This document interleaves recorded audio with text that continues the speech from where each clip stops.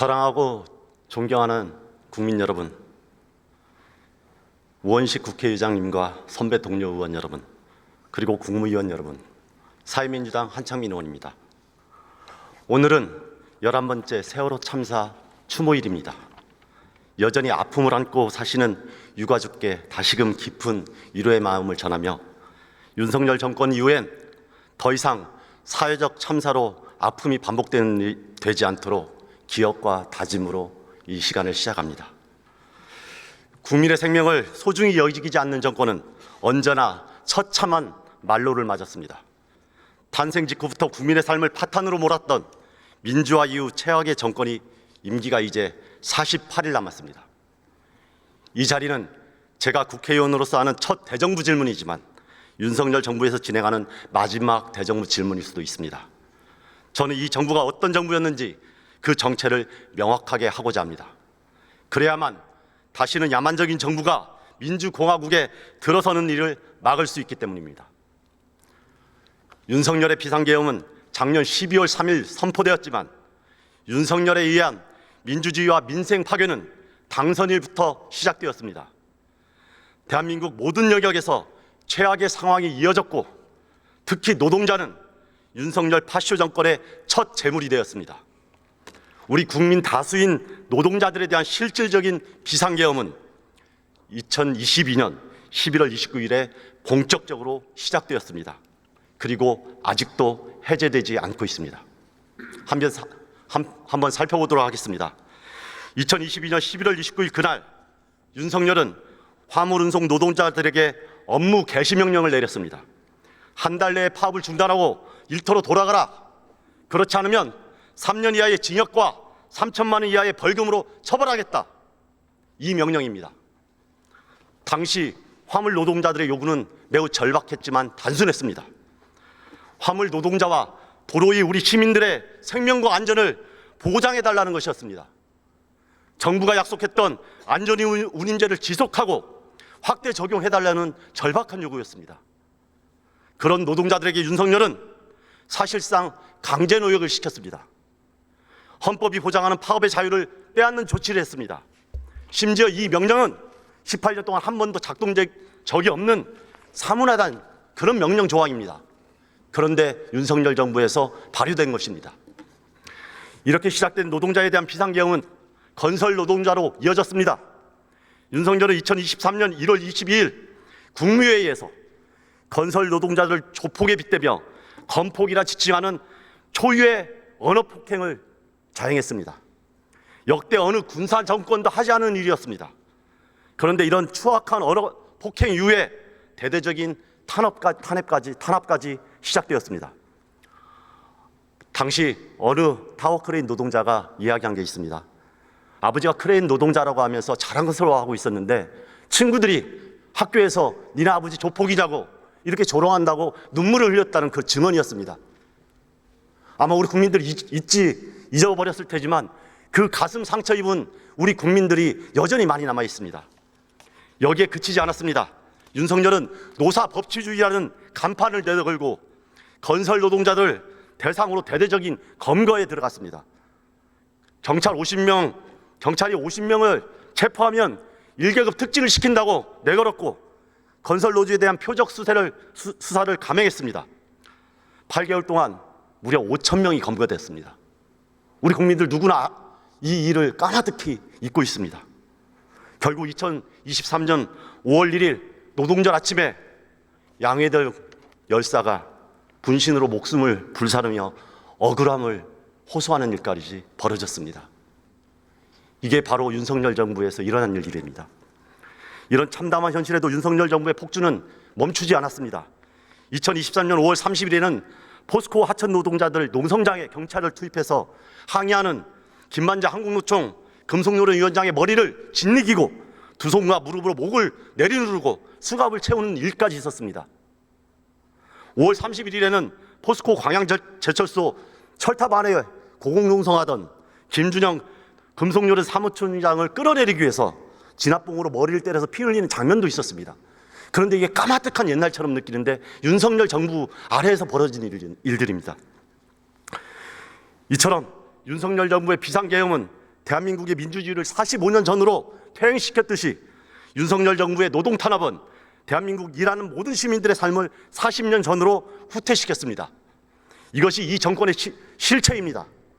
2009년 이명박 정부가 쌍용 자동차의 파업 노동자들에게 테러 진압부대를 투입시켜서 무력으로 진압하다가 수많은 사상자가 벌어졌듯이 윤석열도 노동자를 폭력으로 질밟았습니다. 일하는 시민들의 힘을 약화시켜서 경제적 민주주의, 노동 탄압을 자행하고 그 힘으로 다시 우리 민주주의와 정치적 민주주의와 민생을 파탄하는 그런 악독한 정권의 행로를 이어온 것입니다. 이것이 바로 비상계엄과 친일 쿠데타와 내란 사태를 일으킨 윤석열 정부의 실체인 것을 우리는 잊지 말아야 합니다. 민주주의는 자유와 평등의 두 바퀴로 작동합니다. 두 바퀴를 더욱 튼튼히 해야 우리의 민주주의가 앞으로 나아갈 수 있습니다. 정치 민주화와 경제 민주화, 이 양바퀴를 우리가 더욱 튼튼히 해서 새로운 정부에서는 우리 노동자와 시민의 삶이 제대로 지켜질 수 있도록 우리가 더욱더 앞장서는 그런 일들이 이어지면 좋겠습니다. 저는 그래서 오늘 대정부 질의를 통해서 윤석열 파면 이후에도 윤석열 정부의 노동 탄압이 어떻게 이어지는지 질의를 통해서 우리 국민들에 대해 알리고자 합니다. 김민석 노동부 차관님 앞으로 나와주십시오. 10번째 질문자 사회민주당 비례대표 한창민 의원이 질문하기에 앞서서 발언을 하고 이제 발언대를 이동시키고 있습니다. 고용노동부 네, 노동부 차관입니다. 김민석 차관이 답변석에 있습니다.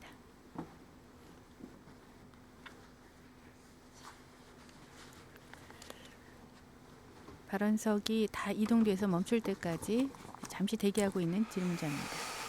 PT 자료로 한번 보여주십시오. 혹시 이 사진 알고 계십니까? 예, 알고 있습니다. 20년간 세종호텔에서 열심히 일했던 노동자들이 숙박하기 어려워졌던 코로나 시절에 해고됐다가 다시 복직하지 못하고 이 철탑에 올라간 것이죠. 예. 이때 노동부는 어떤 역할을 했습니까? 저희가 그 당시 교섭을 많이 추선하고 노사 간의 대화로 문제를 풀도록 많은 지원을 했습니다. 그 지원의 결과가 이대로입니까? 알겠습니다. 다음 장면 보여주시죠. 이곳은 어디인지 아십니까? 예, 알고 있습니다. 화재로 불타버린 구미 한국옵티카 하이테크 공장 옥상입니다. 여기서는 고공공선 465일째 진행 중이고요. 박정희, 박현숙 노동자가 우리 제발 일할 수 있게 해달라고 외쳤는데 여전히 그 상태입니다. 일본 기업 니토덴토가 화재를 핑계로 공장을 옮겼는데 함께 일했던 노동자들을 해고하고 새로운 신규 노동자를 따로 뽑았습니다. 그것은 일의 효율성에도 미치지 못하는 일인데도 불구하고 오히려 노조에서 가입해서 활동했다는 이유로 노동자를 해고하기 위해서 그런 잘못된 행태를 자행한 것입니다. 근로감독 제대로 하신 거 맞습니까? 저희도 근로감독도 했고 굉장히 많은 교섭 추선을 했다는 것은 저희 상임위에서도 지속적으로 말씀드린 바 있습니다. 그럼에도 불구하고 왜 이렇게 해결되지 않고 있습니까? 일단은 저희 옵티컬 하이테크가 이제 불 나가지고 화재로 이제 거의 지금 7분이 남으셔가지고 형식적인 내용을 모르는 바가 아닙니다. 네. 그런데도 불구하고 부당한 노동행위가 있었다고 하면은 적극적으로 중재하고 해법을 모색하기 위해 더 나서야 되는 것이죠. 여기에서 사측 입장만 대변하면서 상생을 얘기하면은 이 문제가 해결됩니까? 그 말씀을 드리는 겁니다. 저희는 다음- 그래도 정부도 법적인 근거 내에서 저희가 활동을 해야 되고 조정도 해야 되는 거 아니겠습니까? 법적인 근거에서 이런 부당한 노동행위에 대해서 개입할 여지는 충분히 있는 걸로 알고 있습니다. 그런데 그렇게 상생협약 아니면은 노사협력이 우선된다 하면서 뒤로 빼고 있는 게 이 정부의 실태이기 때문에 이 말씀을 드린 겁니다. 그럼 다음 장면 보시겠습니다. 이것도 아까 박홍배 의원께서 말씀하셨는데 2022년 6월 거제 옥포 조선사에서 스스로 철창에 갇혔던 사진 알고 계시죠? 예, 알고 있습니다. 그때 고용노동 비서관이었고 그때 당시에 이 문제가 해결되지 못하는 상황에서 국민적인 분노가 크게 일었었습니다. 이때 정부에서 나선다고 했지만 여전히 해결되지 않고 있습니다. 당시에는 대우조선해양이었지만 지금은 하나로 변경된 거 아시고 계시죠? 예. 그런데 그 3년 후에 지금 어떤 모습인지가 바로 왼편에 있는 사진입니다. 당시 문제가 해결되지 않고 465억 손배폭탄도 여전히 이어지고 있고 하청 노동자들의 권리 보장은 하나도 되지 않고 있고 임금은 삭감된 상태에서 복구되지 않고, 그래서 최소한 그때 어려운 시절에서는 고통 전담을 했으니까 이제는 나아졌기 때문에 거기에 대해서 우리에게도 예전에 제대로 된 권리를 조금이라도 보장해달라, 이렇게 외치면서 계속 농성을 했습니다. 그런데도 불구하고 사측에서는 아무런 답변도 하지 않고 있습니다. 이때 정부가 노력해야 되는 거 아니겠습니까? 저희 나름대로 노사가 대화를 통해서 문제를 해결하도록 그렇게 저희는 지원을 하고 있다는 말씀을 드리겠습니다. 그런 빤한 답을 듣고 싶은 게 아닙니다. 저희들이 지금까지 정부에서 어떤 노력을 했냐, 이걸 지켜봤을 때 아무런 노력이 보이지 않았기 때문에 말씀드리는 거고요. 이 노동자들은 단순했습니다. 2022년도에서는 이대로 살 수 없다, 이렇게 유치한 동지가 이야기를 했고요. 지금은 함께 좀 살자. 조선업이 어려워졌다가 2016년에 어려워졌다가 지금 다시 조선업이 호황이 되니까 하나오션의 그 주주인 김성현 회장과 그 세 자녀들은 대단한 수십억의 수백억의 이익을 배당금으로 받고 있고 급여로 받고 있습니다. 그런데 당시 600%였던 상여금을 50%로 줄였다가 다시 조금이라도 회복해달라고는 이 비정규직 노동자들의 현실은 하나도 안 바뀌었습니다. 이게 공정합니까? 그것을 노사 협의로 그냥 떠넘기는 게 정부의 역할입니까? 뭘 했다는 겁니까 도대체? 이게 차관님이 얘기하는 노사 상생이고 윤석열 정권이 그렇게 얘기했던 약자 보호 노동 정책입니까? 그들의 일관된 요구사항이 뭔지는 조금 전에 이야기했듯이 고통을 전담했으면은 좀 나아지면은 조금이라도 노동자들의 현실을 반영해 달라는 것입니다. 떵떵거리면서 먹고 사는 사람들 아무 걱정 없는데 쥐꼬리만한 급여 가지고 이제 좀 우리 가족들 살릴 수 있게 하청 노동자들 이 어려운 이중 노동 구조 해결하고 하청 노동자들 원창하고 교섭해가지고 제대로 된 대우받게 해달라, 이 상식적인 요구를 지금 외면하고 있는 겁니다. 이중 노동 구조 해결한다고 그렇게 얘기했던 윤석열 정부에서 이분들을 위해서 무슨 행동했습니까? 반성을 하셔야 됩니다. 변명할 게 아니라.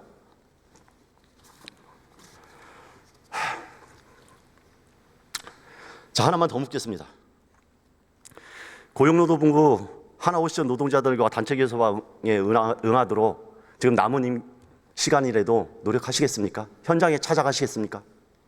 지금 이제 의원님이 여러 말씀을 주셨는데 핵심적인 거 이런 거 아닙니까? 지금 하청 노조의 이제 교섭 대상이 누구냐에 대한 문제 관련해서 근로조건 관련해서 50%와 300% 차이를 정부가 일방적으로 조정하기 어렵다는 부분이 말씀드리고, 저희 나름대로 그래도 대화를 통해서 문제를 해결할 수 있도록 지원하고 있다는 말씀을 같이 드립니다. 아울러 지금 의원님께서 말씀하신 거는 원청이 교섭 상대방으로 나오란 말씀을 하시는 건데, 저희가 그런 부분에 대해서는 좀 지금 상황에서 법적인 범위 내에서는 좀 저희가 그걸 가지고 직접적으로 현장에 지도하기 자, 그 얘기하니까 말씀드리겠습니다.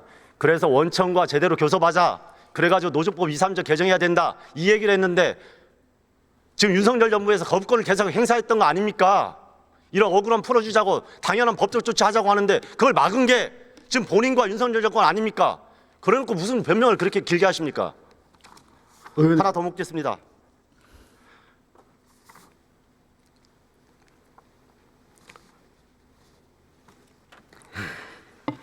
한창민 의원의 질문입니다.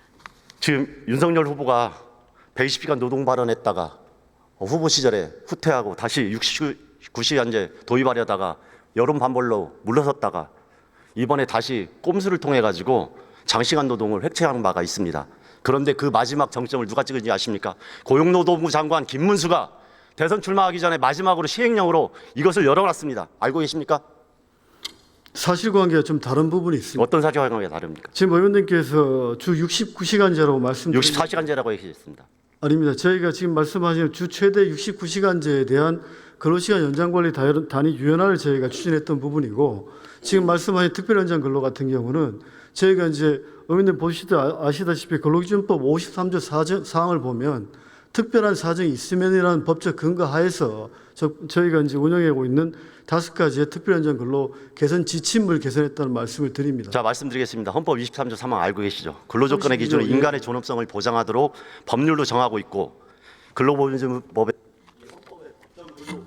네, 발언 시간이 초과됐습니다. 법에서 제대로 질문 시에 하니 세종호텔 해고 시행령이나 노동자 고진수, 지침하라는 얘기가 한국 아닙니다. 옵티칼 그럼에도 하이테크 불구하고 해고 법을 통해 노동자 가지고 그리고 문제를 한화오션 하청 어려우니까 노동자 꼼수를 사진이 그 시행령, 자료로 시행령을 지나갔습니다. 아닙니까? 그 문제를 지적하는 것입니다. 그러니까 의원님 말씀하신 근로조건의 헌법상 근로조건의 기준을 법률로 정한다는 게 32조에 나와 사망에 나와 있고 관련해가 저희가 근로기준법 53조 4항을 통해 가지고 특별한 사정이 있으면 기존에 있는 연장 근로를 할 수 있다 이렇게 된 부분이고 그걸 통해서 저희가 구체적으로 특별한 사정이 있다는 부분을 지침으로 만들어서 운영해 왔고 그 부분을 가지고 개선했다는 겁니다. 전문만의 해석이 되어야 되는가 이 말입니다.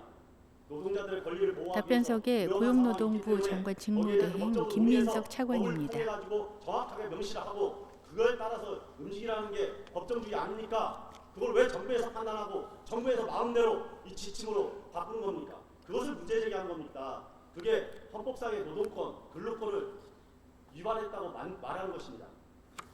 자, 마지막으로 하나만 더 말씀드리겠습니다. 이 근로조건을 이렇게 연장 근로를 만드는 과정에서 지금 본인도 동의하셨다는 이야기로 판단해도 되겠습니까? 이번에 이제 그 경제 상황이 워낙 안 좋다 보니까 반도체 연구 개발 관련해 가지고 기존에 3개월 하던 거를 저희 6개월로 연장했던 겁니다. 특별법으로 저희가 여야에서 논의하고 있는 거 아닙니까? 왜 그것을 기다리지 못하고 왜 본인들이 그렇게 알아서 시행 지침으로 이렇게 만드냐는 추가 시간이 겁니다. 발언된 10번째 질문 의원 한창민 의원의 시간이 계속되고 있습니다. 사회민주당 비례대표입니다. 기존의 헌법과 법률을 위반하면서 자기들의 잘못된 정책을 밀고 간 거 아닙니까? 그리고 마지막 정점을 다시 한번 이 노동법 이 문제에서 그렇게 비켜나간 거 아닙니까? 비껴나간 거 아니고요. 비켜나간 게 왜 아닙니까 이게? 저희도 충분한 논의를 했고 부득이하게 불가피하게 했다는 말씀을 드립니다. 국민들과 함께 노동자들과 함께 충분하게 논의하지 않느냐 이 질책입니다. 왜 그것을 고용노동부가 무슨 정리해고부 연장근로부도 아닌 고용노동부가 교육사회 문화에 관한 대정부 질문 중입니다. 오늘 11명의 질문 의원 중에 10번째 질문 의원 한창민 이게 의원. 잘못됐다고 얘기한 겁니다. 11분의 발언 시간이 지났습니다. 한창민 의원의 왼쪽 가슴에는 3개의 배지가 있습니다.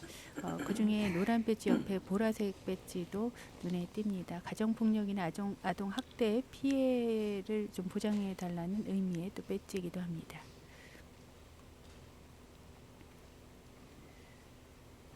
발언석을 돌리고 있습니다. 정면을 향하고 있는 발언석.